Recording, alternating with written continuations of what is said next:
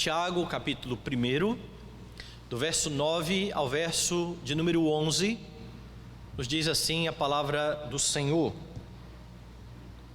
O irmão, porém, de condição humilde, glorie-se na sua dignidade, e o rico na sua insignificância, porque ele passará como a flor da erva. Porque o sol se levanta com o seu ardente calor, e a erva seca, e a sua flor cai, e desaparece a formosura do seu aspecto. Assim também se murchará o rico em seus caminhos. Vamos orar. Pai, nós agradecemos o privilégio de estar reunidos a fim de prestar culto ao Teu nome. Agradecemos a Deus porque pudemos já ofertar ao Senhor parte daquilo que o Senhor nos tem dado para o nosso sustento. Que o Senhor continue colocando gratidão no nosso coração, e que ao fazer isso, que ao depositar dízimos e ofertas, venhamos, Pai Santo, a fazer com alegria. Queremos agradecer também, Pai, o privilégio de ouvir a pregação da Tua palavra, porque cremos que é por meio da palavra do Senhor, da pregação da Tua palavra, que o Senhor fala ao seu povo. Que seja assim mais uma vez, nesta noite, para o Teu louvor e para a Tua glória. É a nossa oração, em nome de Jesus. Amém. Meus irmãos, o mundo que nós vivemos, é fácil você perceber que as pessoas, elas enfatizam muito aquilo que elas têm, em detrimento daquilo que elas são. Não importa o que você seja, desde que você tenha recursos, desde que você tenha riquezas, status social e várias outras questões que este mundo dá muito valor. Já na década de 90, um cantor humorista, cunhou uma frase que expressa bem o sentimento das pessoas em relação ao dinheiro. Talvez alguns vão lembrar. Ele dizia que dinheiro não é tudo, mas é 100%. E é assim que as pessoas pensam em relação à riqueza. Eu preciso ter dinheiro, eu preciso ter riquezas, a fim de eu conseguir algo na minha vida, a fim de eu conferir sentido à minha existência. E por conta desse tipo de pensamento, até mesmo dentro das nossas igrejas, há cristãos com um entendimento equivocado, errado, a respeito daquilo que eles são, da sua posição. Não são poucos, mesmo dentro das igrejas, aqueles que se acham inferiores por não possuírem riquezas, por não possuírem recursos. E isso é tão gritante que certa vez eu estava num grupo e eu não sou muito alto, né? E eu andando no meio das pessoas, passei por uma irmã ainda mais baixinha do que eu. E no meio de muita gente eu acabei não reparando, não vendo quem era aquela irmã, ou não vendo que ela estava ali. E passou um tempo, eu soube que ela disse a alguém que eu não falava com ela exatamente por causa da condição dela. Eu era muito metido, então não ia falar com gente daquele jeito, e não havia esse problema. De fato eu não enxerguei, mas a pessoa se via dessa forma. Ela se via como não sendo vista pelas pessoas porque tinha poucos recursos. E há muitos crentes entendendo errado a sua posição. Tiago, quando escreve a sua epístola, nós temos acompanhado, ele escreve a judeus cristãos que estavam passando por muitas privações. Estes judeus, eles estavam na dispersão, eles haviam abandonado as suas casas por conta da perseguição, e de fato eles passavam por privações, eles estavam sendo perseguidos. E no começo da epístola nós vimos que Tiago fala a conclama estes crentes a ficarem satisfeitos ao passar por várias provações. Não somente uma, mas por várias provações, porque não era incomum que eles de fato sofressem. Aqui mesmo na epístola de Tiago, você vê que não era incomum que estes homens, esses cristãos, sofressem na mão daqueles que tinham mais posses. Por exemplo, se você olhar no capítulo 2, veja o que Tiago fala aí do versículo 6 ao versículo de número 9. Entretanto, vós outros menosprezaste o pobre, menosprezastes o pobre. Não são os ricos que vos oprimem, e não são eles que vos arrastam aos tribunais. Não são eles os que blasfemam o bom nome que sobre vós foi invocado. Então veja como Tiago está falando em relação aos ricos aqui na sua epístola. Diz ele mais: se vós contudo observais a lei régia segundo a Escritura, amarás o teu próximo como a ti mesmo, fazeis bem. Se todavia fazeis acepção de pessoas, cometeis pecado, sendo arguídos pela lei como transgressores. Vire um pouquinho mais as páginas da sua Bíblia, vai lá no capítulo de número 5, e aqui no capítulo de número 5, você tem de novo Tiago falando, a partir do verso de número 4, o seguinte: eis que o salário dos trabalhadores que ceifaram os vossos campos, e que por vós foi retido com fraude, está clamando, e os clamores dos ceifeiros penetraram até os ouvidos do Senhor dos Exércitos. A quem Tiago está falando? A quem ele está dirigindo essas palavras? Dê uma olhada no versículo 1. Atendei agora, ricos, chorai, lamentando por causa das vossas desventuras que vos sobrevirão. As vossas riquezas estão corruptas, as vossas roupagens comidas de traça, o vosso ouro e a vossa prata foram gastos de ferrugens, e a sua ferrugem há de ser por testemunho contra vós mesmos, e há de devorar como fogo as vossas carnes. Tesouros acumulastes nos últimos dias. É contra esses que Tiago então está falando. São estes então que oprimiam aqueles que estavam numa classe inferior a deles. No versículo 5 então ele continua: tendes vivido regaladamente sobre a terra, tendes vivido nos prazeres, tendes engordado o vosso coração em dia de matança, tendes condenado e matado o justo, sem que ele vos faça resistência. Então aqui dentro da epístola de Tiago, você percebe de fato que muitos cristãos estavam sofrendo na mão de pessoas mais abastadas. Tiago havia dito que apesar das provações, eles deveriam viver de forma alegre, se portar de forma alegre, e vai mostrar a estes irmãos que para isso eles precisavam de sabedoria vinda da parte de Deus. Nós vimos isso na semana passada.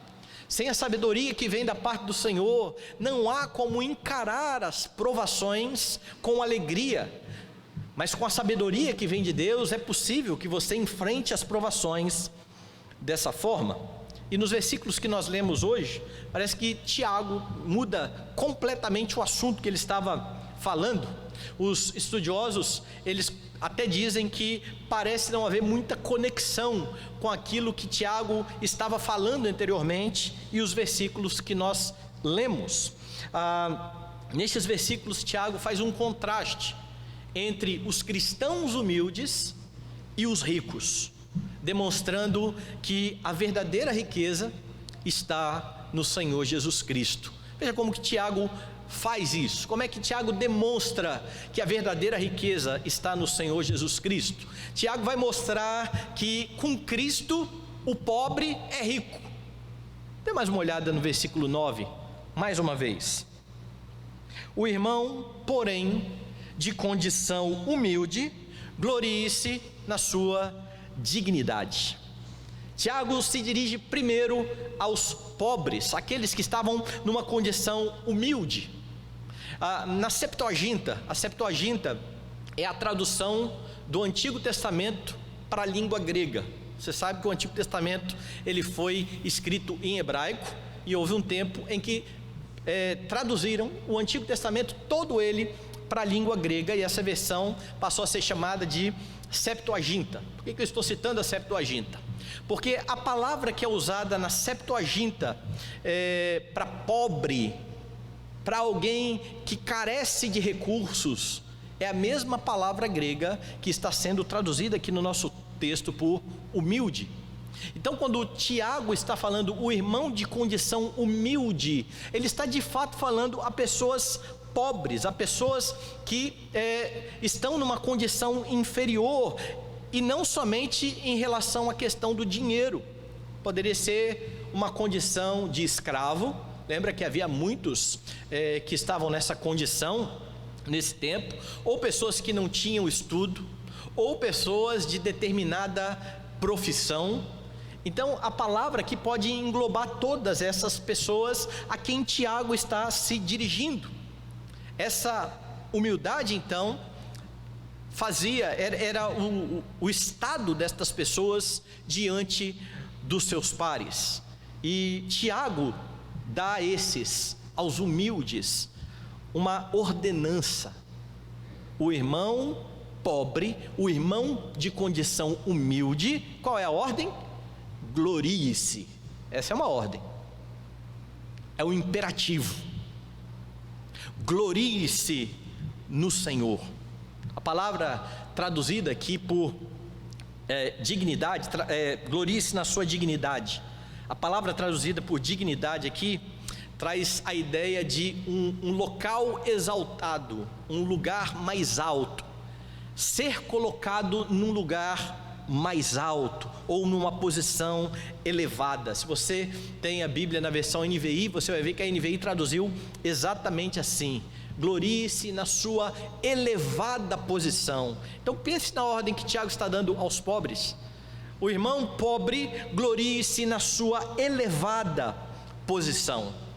Outra palavra importante que aparece aqui no texto é a própria palavra gloriar-se, porque essa palavra ela é traduzida em outros lugares como orgulho, e nós sabemos que o orgulho tem uma conotação errada, pecaminosa, mas aqui não. Nesse texto, o orgulhar-se não tem uma conotação negativa por conta daquilo em que o humilde está se gloriando. Ele está se gloriando na sua dignidade. A ordem então seria: orgulhe-se em sua elevada posição. E a pergunta seria: como é possível isso? Como é possível uma ordem dessas? Nós estamos passando por dificuldades, nós somos pobres, nós não temos recursos. Como é que nós vamos nos gloriar, nos orgulhar da nossa elevada posição? Como é possível? O que queria conferir a estes humildes essa posição elevada? E aí então você repara a forma como Tiago está se dirigindo a estes. Ele os trata como irmãos. O irmão de posição humilde, o irmão de posição humilde. Irmão é como se trata alguém que creu em Cristo, que faz parte da família de Deus. Sabe aquele ditado: todos são filhos de Deus, ou eu também sou filho de Deus? Não é assim que a Escritura retrata isso? Filhos de Deus são aqueles que se renderam a Cristo. Aqueles que creram em Cristo, diz João, Deus deu a eles o poder de serem feitos filhos de Deus, pertencentes à família de Deus. E agora, por causa de Cristo, o primogênito de Deus, nós somos adotados na família de Deus, e nós somos irmãos, filhos de um mesmo Pai. Então Tiago está olhando para estes homens humildes e lembrando a eles da sua posição. O irmão de condição humilde, ele não fala simplesmente: olha, o pobre glorie-se na sua elevada posição, mas o irmão pobre, ou o irmão humilde, glorie-se na sua elevada posição. Ou seja, ele não é irmão porque é pobre, ele é irmão porque está em Cristo. Não é a sua pobreza que dá a ele o status de filho de Deus. Não são as dificuldades que ele passa por conta das suas privações que confere a ele algum status dentro da família de Deus. Mas ele é filho de Deus e irmão daqueles que fazem parte do corpo de Cristo por uma única razão: por ter crido na pessoa bendita do nosso Senhor e Salvador Jesus Cristo. É por crer em Cristo. Então o humilde aqui, que pode se gloriar, se orgulhar da sua posição elevada. Que posição elevada é essa? É a posição que ele foi colocado pelo Senhor Jesus Cristo. É por isso que o orgulho aqui não é pecaminoso. Ele não se orgulha simplesmente daquilo que ele é por conta própria, mas daquilo que ele é em Jesus Cristo. Por estar em Jesus Cristo, ele está se gloriando por conta disso. É estar em Jesus Cristo que confere a ele então dignidade. Dignidade. Os que creem em Cristo, meus irmãos, a despeito de sua pobreza, são ricos. Eles são herdeiros de Deus, eles são co-herdeiros com Cristo. Paulo diz que por causa de Cristo nós já nos assentamos nos lugares celestiais. É essa elevada posição a qual Tiago diz: glorie-se na sua elevada posição. Você é pobre, você não tem posses, você não tem recursos desse mundo, mas lembre-se da posição que você tem no Senhor Jesus Cristo. Abra sua Bíblia na segunda epístola aos Coríntios, e aqui você vai ver que Paulo demonstra que esse Jesus, que confere aos crentes, aqueles que creem nele, uma elevada posição, sendo rico, se fez pobre, para que aqueles que creem nele fossem ricos. Veja como que Paulo fala isso. Segunda aos Coríntios, capítulo 8, eu vou ler o verso de número 9. Em princípio eu vou pedir que você mantenha a Bíblia aberta nesse texto. Veja o versículo 9: pois conheceis a graça do nosso Senhor Jesus Cristo, que sendo rico, se fez pobre por amor de vós, para que pela sua pobreza nos tornássemos ricos. Veja o ponto de Paulo aqui então aos Coríntios: o Deus de toda glória. Em outra epístola, Paulo vai dizer que esse Deus de toda glória, mesmo sendo Deus, não julgou como usurpação o ser igual a Deus, antes se esvaziou, assumindo a forma de servo. Aqui ele usa uma outra figura. Ele era rico e ele se fez pobre. Por quê? Por amor da sua igreja. E qual o resultado desta obra do Senhor Jesus Cristo? Pela pobreza, pela humilhação de Jesus Cristo, que consistiu desde a sua encarnação até a sua morte, você se tornasse rico, você fosse colocado então numa posição elevada. Agora, sabe o que é interessante? Paulo está escrevendo aqui, e ele está falando de um assunto, se você olhar aí no capítulo 8, que é a questão da oferta. Alguns irmãos estavam passando por necessidades, e as igrejas estavam então ofertando a estes irmãos. O versículo 9 que nós lemos é o desfecho daquilo que Paulo está falando desde o versículo 1. Dê uma olhada aí. Também, irmãos, vos fazemos conhecer a graça de Deus concedida às igrejas da Macedônia, porque no meio de muita prova de tribulação, manifestaram abundância de alegria, e a profunda pobreza deles superabundou em grande riqueza da sua generosidade. Paulo está dizendo que estes irmãos estavam em grande pobreza, mas eles entendem quem eles são em Jesus Cristo, e ainda pobres, eles são generosos. É isso que Paulo está dizendo. Eles não se apegam ao pouco que eles têm, eles conseguem ainda repartir, porque eles sabem qual é a sua posição. Então volte lá, verso 3: porque eles, testemunho eu, na medida de suas posses e mesmo acima delas, se mostraram voluntários, pedindo-nos com muitos rogos a graça de participarem da assistência aos santos. Deixe-nos ajudar os necessitados, eram os rogos desses, pedindo a Paulo para ajudarem a contribuir, mas eles estavam numa posição também de pobreza.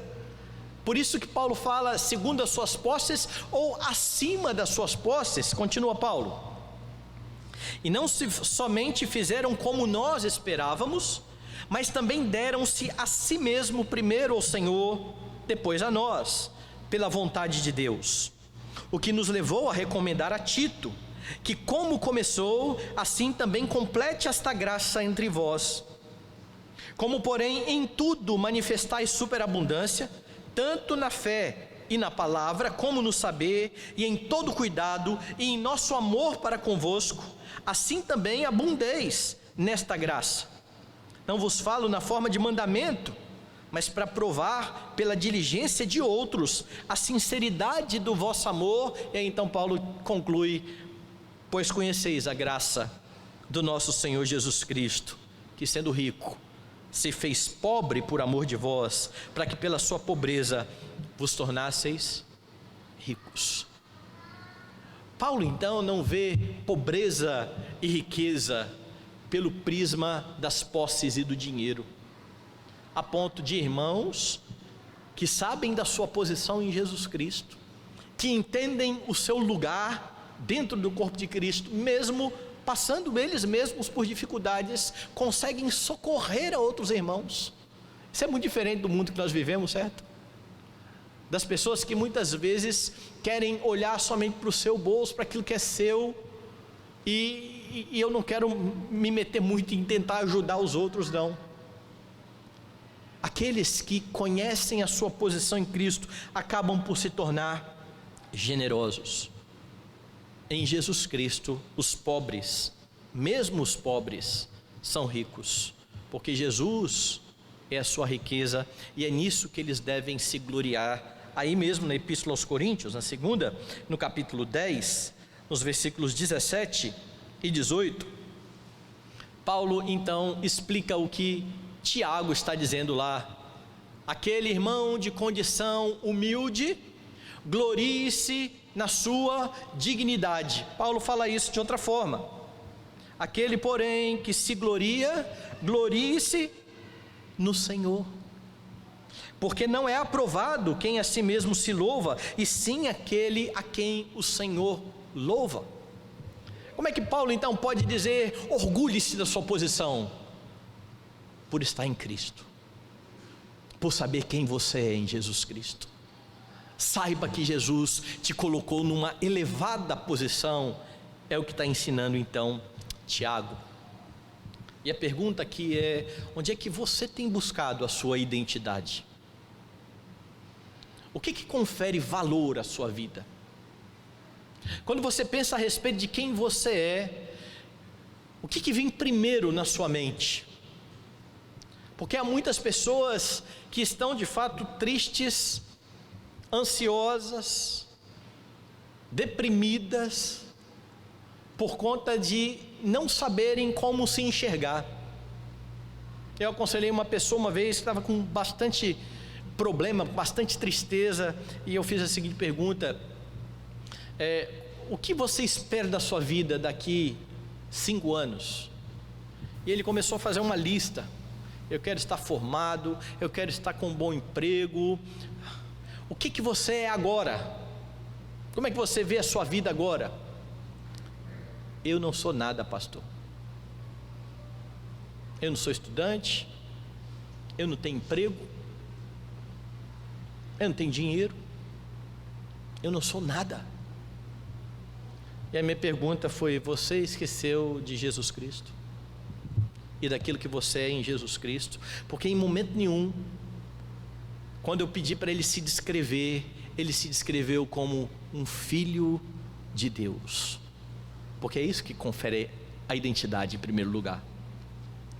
E se você se enxerga de forma correta como um filho de Deus, o que Tiago está mandando fazer aqui, o irmão de posição humilde, glorie-se na sua posição elevada, você vai lembrar que não são estas coisas que vão fazer com que você tenha uma vida boa, feliz, alegre. Por isso, não busque a sua identidade, a sua alegria nas posses, no status, na profissão. Tem gente que gosta de afirmar exatamente isso: quem você é? Eu sou o doutor fulano de tal. Eu vou brincar com a dona Leila agora. A dona Leila uma vez me perguntou, quando eu fui visitá-la, eu fui visitar a dona Leila e eu sempre paro na recepção e me apresento, né? E aí o rapaz que trabalhava lá perguntou: qual o seu nome? Eu falei: Milton. Aí ele pegou o telefone, ligou lá para a dona Leila e falou assim: o Milton está aqui. E aí quando eu cheguei, dona Leila falou assim: por que o senhor não falou que o senhor era pastor? Aí eu brinquei com ela, falei assim: porque ele não perguntou o que eu fazia, ele perguntou meu nome, certo? E por que eu estou lembrando disso? Porque tem gente que faz questão de dizer isso.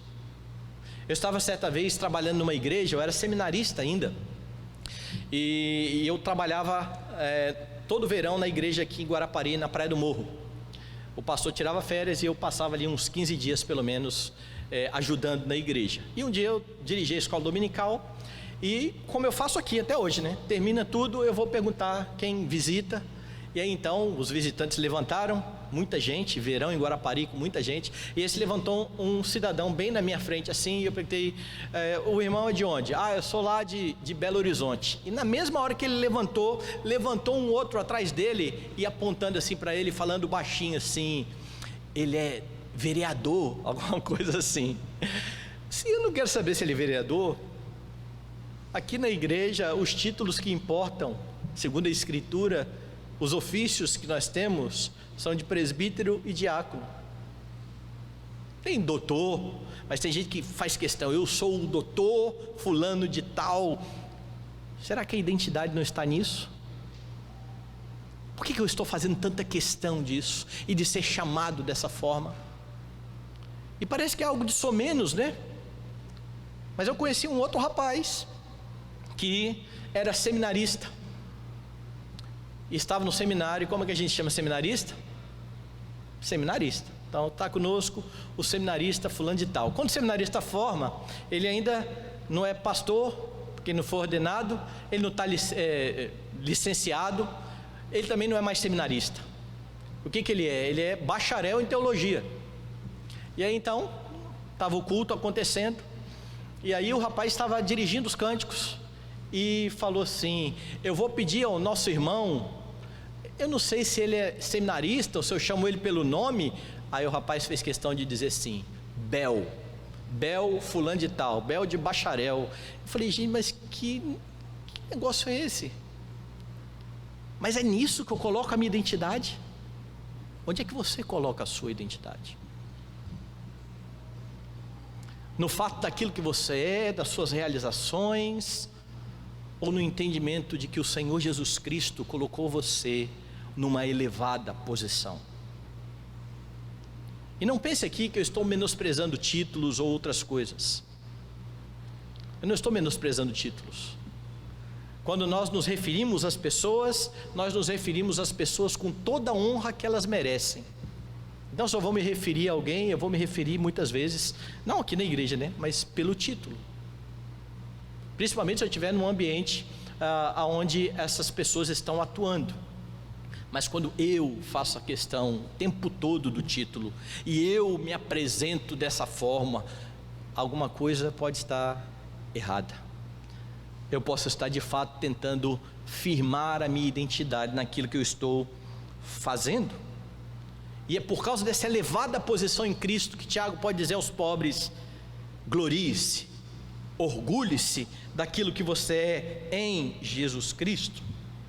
E mesmo que você não tenha posses, e ainda que você passe por dificuldades, em Cristo você tem toda riqueza. Mas nós sabemos que é uma grande tentação para aqueles que não têm posses, para aqueles que muitas vezes passam dificuldades, de murmurarem, de lamentarem o tempo todo, e de esquecerem daquilo que eles têm no Senhor Jesus Cristo. É preciso lembrar-se que, como cristão, você tem que ter, por motivo de muita alegria, ou passar por várias provações. Agora, algo importante aqui: Tiago não está negando a realidade da pobreza.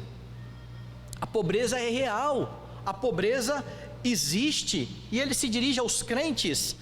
Ele não ordena aos crentes pobres que promovam uma revolução do proletariado para mudar de vida,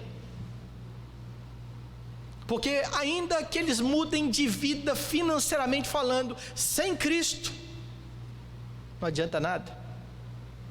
É pecado se esforçar, trabalhar, buscar melhorar o salário? Não, nada disso é pecado. Pecado é buscar a identidade nisso, é achar que só vai ser feliz quando tiver isso.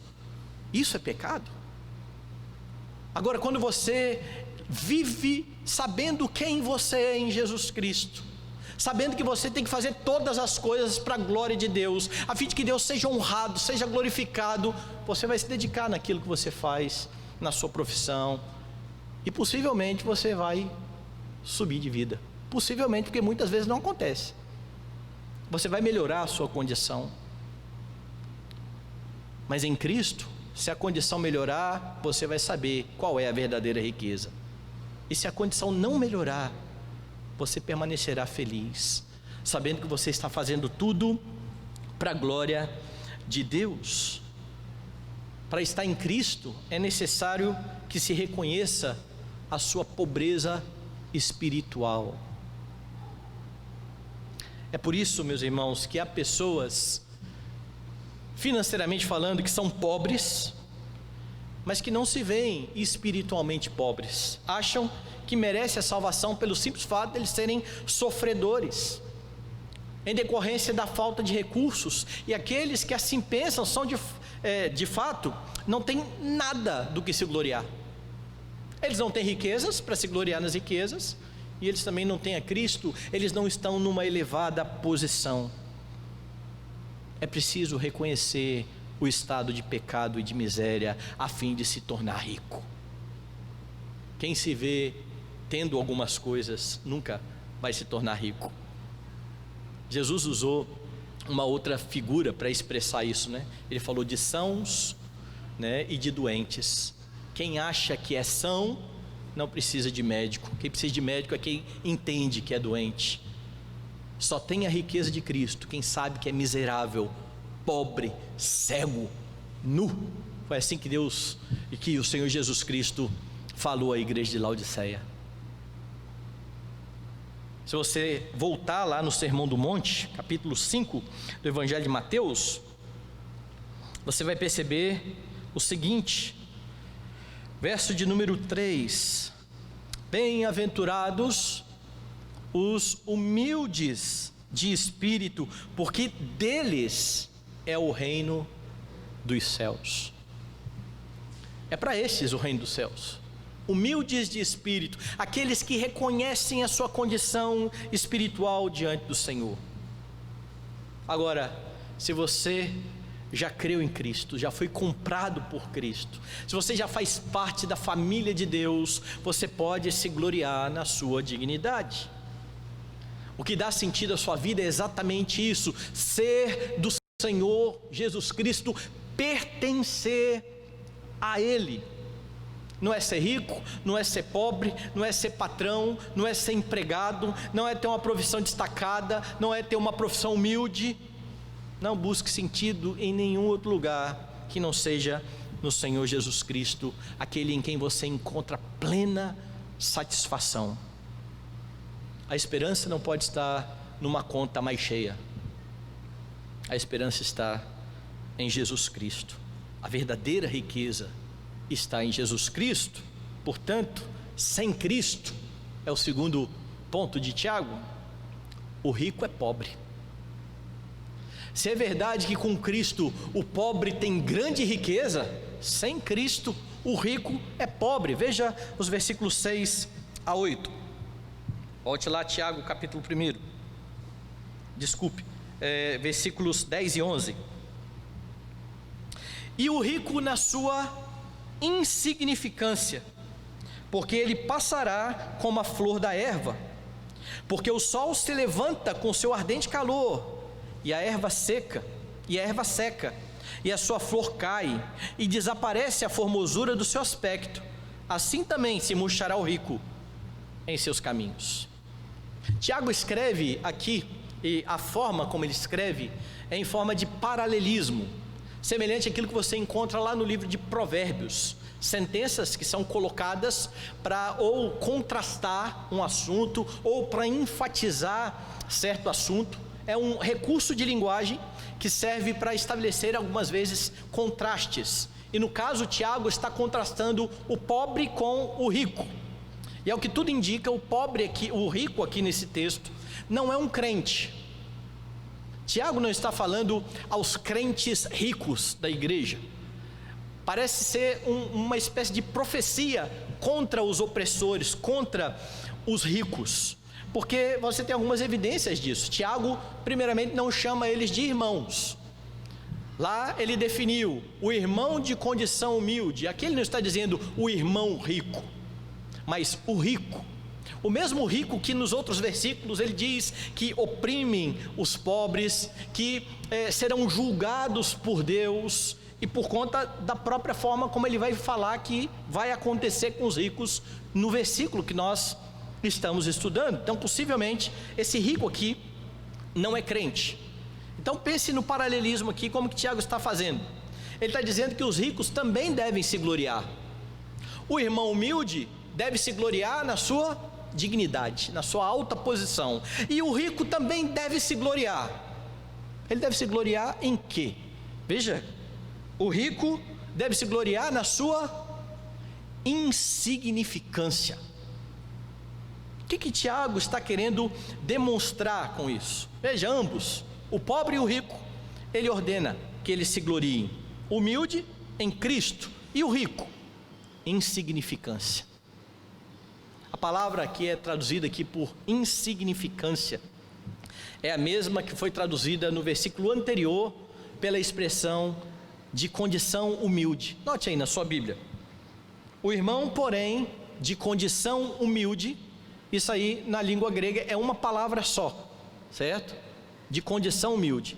É a mesma palavra que no outro texto está traduzida por insignificância.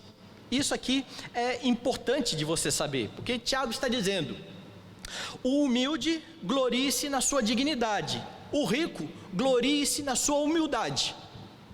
Que humildade é essa? É a humildade de reconhecer-se assim. Veja como que Tiago está desenvolvendo. Eu já tinha dito que um dos sentidos da palavra humilde é pobre. Tiago então está tratando aqui, parece de forma irônica, exortando os ricos para, em vez de se gloriarem nas suas riquezas, vocês querem se gloriar? Em vez de se gloriar nas riquezas, gloriem-se na sua insignificância, na sua pobreza, na sua humildade. A ideia é: vocês podem ter tudo, sem Cristo vocês não têm nada. Então não se gloriem naquilo que vocês têm. Querem se gloriar? Glorie-se sabendo que vocês não têm nada, e aí vocês vão encontrar a verdadeira riqueza. Tiago faz esse contraste então, para mostrar que apesar de toda a riqueza, diante de Cristo, eles eram miseráveis. Eles não tinham nada para oferecer. Toda a riqueza em que eles se gloriavam não poderia salvá-los. E isso é bastante parecido com o que Jesus fala e ensina quando ele conta a parábola do rico insensato. Você se lembra disso? Quando um homem no meio da multidão se dirige a Jesus dizendo: mestre, ordena meu irmão que reparta comigo a sua herança. E aí, então naquele momento Jesus vai dizer: tende cuidado e guardai-vos de toda e qualquer avareza, porque a vida do homem não consiste na abundância dos bens que ele possui. Veja o problema: partilha. Mande meu irmão partilhar comigo a herança. Jesus fala: a vida do homem não consiste nisso, na quantidade que ele tem. Cuidado com a avareza. Então ele conta a história de um homem rico, trabalhador, que foi lá e plantou e colheu muito, e agora ele tem um problema que todo mundo gostaria de ter. Ele precisa estocar a quantidade que ele tem de colheita, e então ele começa a pensar consigo mesmo, o que ele iria fazer. Bom, eu vou destruir os meus celeiros, que são pequenos, eu vou construir celeiros maiores, eu vou colocar ali todo o fruto, e então eu vou dizer para minha alma: descansa, come, bebe e regala-te. Tens em depósito muitos bens para muitos anos. Veja a visão daquele homem: se eu tenho isso tudo, a minha alma pode se regalar, a minha alma pode descansar.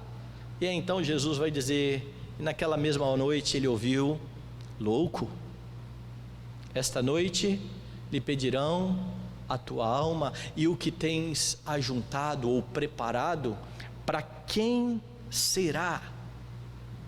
Para quem será? É contra isso que Tiago está falando. Ele não está falando contra a riqueza em si, mas contra a confiança na riqueza. O entendimento de porque eu tenho, eu sou. Porque eu tenho, está tudo garantido.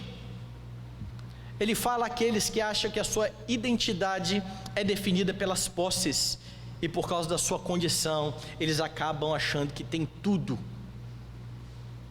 Sendo que Jesus ensinou que a vida do homem não consiste na abundância de bens que ele possui. É por isso então que Tiago, depois de ilustrar isso, vai afirmar no versículo de número 10, parte B em diante.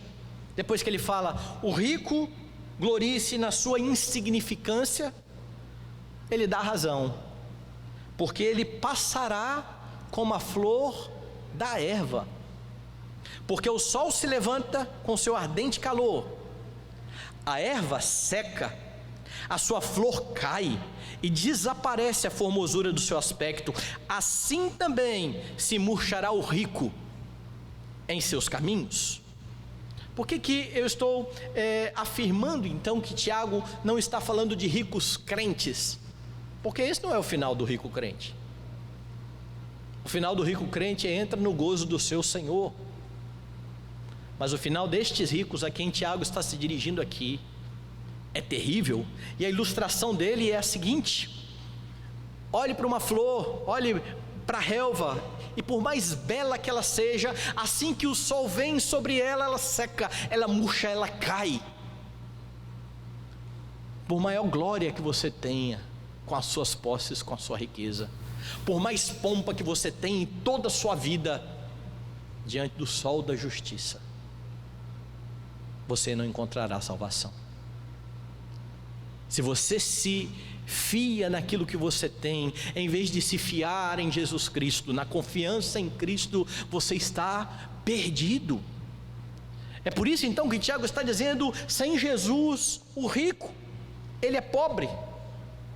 E foi Jesus quem disse, o que adianta o homem ganhar o mundo inteiro, se ele vier a perder-se, ou a causar dano a si mesmo.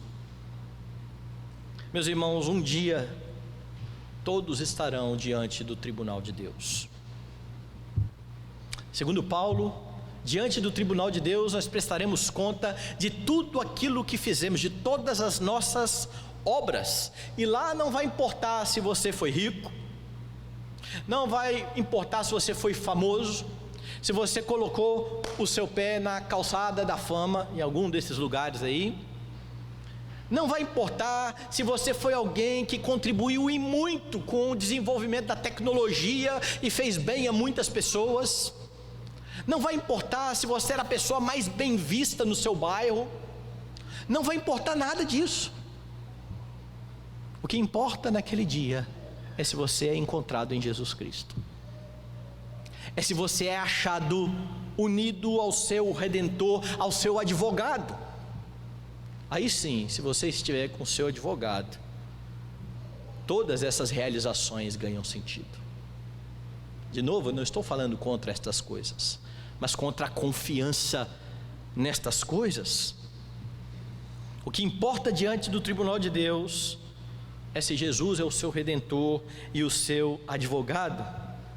Tem muita gente querendo ser relevante, tem muita gente querendo encontrar um sentido para a sua vida.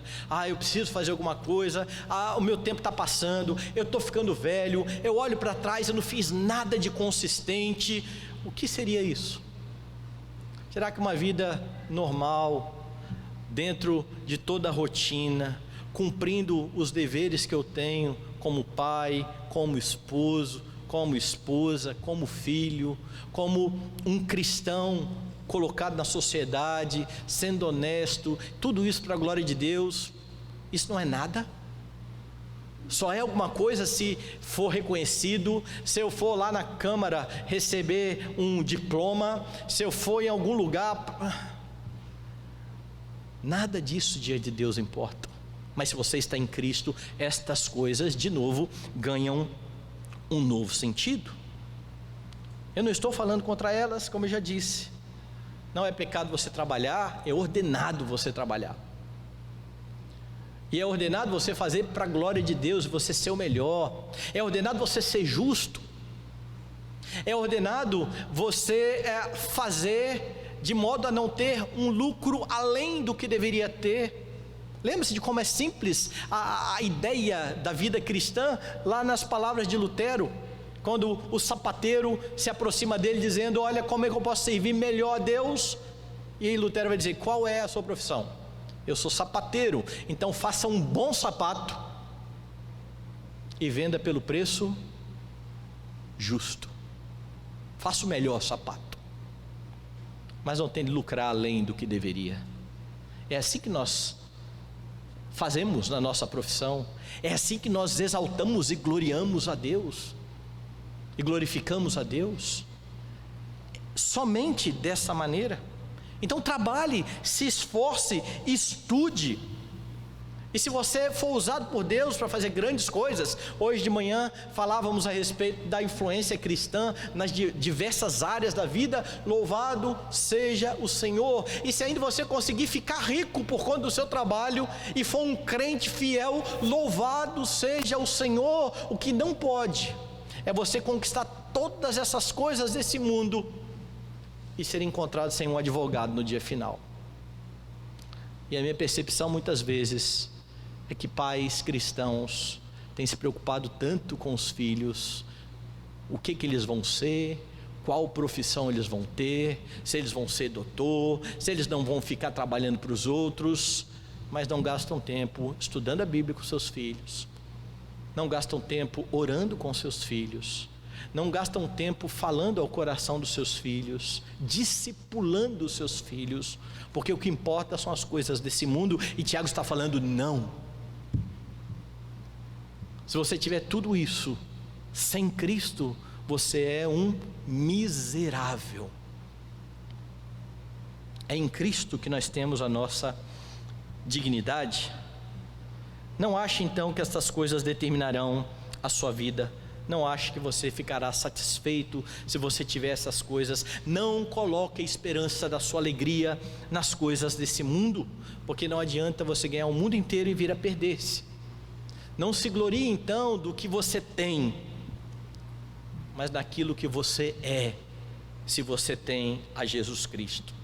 E se você viver dessa forma, você vai conseguir usufruir de todas as bênçãos que o Senhor concede, sabendo que não são elas a razão da sua vida.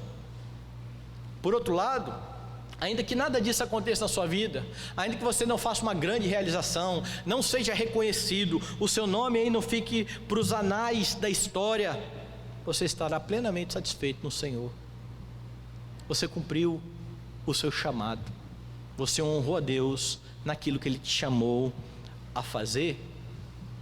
Hoje pela manhã eu li um texto na escola dominical, e eu gostaria de voltar nele, Eclesiastes capítulo 2, porque Salomão vai mostrar exatamente onde é que o labor e o trabalho e o entretenimento e a alegria devem estar.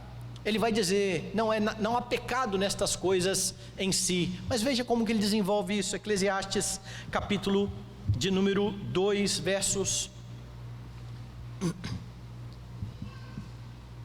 16, ou verso 24 ou verso 16, eu coloquei os dois aqui. Diz assim: nada há melhor para o homem do que comer, beber e fazer que sua alma goze do bem do seu trabalho. No entanto, vi também que isso vem da mão de Deus, pois separado deste, quem pode comer ou quem pode alegrar-se? Veja então como que Salomão está contemplando. Olha, é uma coisa boa você trabalhar e você gozar do fruto do seu trabalho. É bom você beber, é bom você comer, mas isso tudo vem da mão de Deus. Lembre-se disso, porque a parte de Deus não há alegria, nem mesmo nessas coisas. E aí você lembra então do salmo escrito por Salomão: inútil será levantar cedo, dormir tarde e comer o pão que penosamente granjeastes. Se o Senhor não é a razão da vida, de nada servem estas outras coisas. Essa é a tônica de Eclesiastes. Sem o Senhor, tudo é vaidade.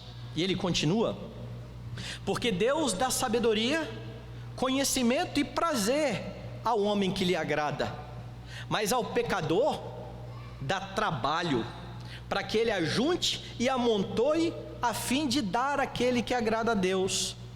Também isto é vaidade e correr atrás do vento. Salomão diz isso lá, né? Aos seus amados ele o dá enquanto dormem. Então a Escritura enfatiza: trabalhe, glorifique a Deus. Se você for bem no seu trabalho, adquirir posses, ficar rico, lembre-se, não é nisso que está a sua vida, e não é nisso que você precisa botar o seu coração. São dádivas, são bênçãos de Deus, que podem ser usufruídas para a glória dele, porque sem Cristo você perecerá. Ainda que você morra com muito dinheiro no banco, seja enterrado com toda a pompa, com todas as homenagens, mas estará condenado. Tiago então diz: a verdadeira riqueza está em Cristo. Se você está em Cristo, ainda que seja pobre, é muito rico. Se você não está em Cristo, não adianta quanto tenha, você é a pessoa mais miserável, e não passa disso. Salomão escreveu lá em Provérbios capítulo 13, um provérbio que eu gosto muito, verso 7: uns se dizem ricos sem terem nada, outros se dizem pobres tendo muita riqueza. E esse provérbio resume muito bem o que Tiago está ensinando aqui nesse texto. Pobreza ou riqueza, posses, não definem o que você é, ou quem você é. A sua identidade está em Jesus Cristo. Se você estiver em Cristo, glorie-se nisso, glorie-se na sua dignidade, glorie-se na sua elevada posição, onde você foi colocado não porque merece, mas porque Cristo te amou e se deu por você e cravou na cruz o seu pecado. Glorie-se naquilo que Jesus fez por você, alegre-se nisso, honre a Deus naquilo que você faz, viva cada um dos seus dias para a glória dele, tendo isso como alvo. E se você tiver isso como alvo, ainda que você viva uma vida de dificuldades, uma vida apertada o mês todo, não tendo muito dinheiro para fazer viagens, para comprar as coisas que muitas vezes trazem conforto, ainda assim você estará alegre. Você estará alegre se Deus dispor a você recursos, ou se Deus não dispuser a você recursos. Você tributará louvor a Deus por saber a grande riqueza que você tem em Cristo. É essa a prática da fé a que Tiago chama você nestes versículos. É assim que nós vemos a fé em prática. O rico gloriando-se na sua posição em Cristo, o humilde gloriando-se na sua posição em Cristo, o rico sendo exortado a não confiar naquilo que ele tem. Ele precisa também confiar em Jesus Cristo. Quem está em Cristo pode sempre se gloriar nele.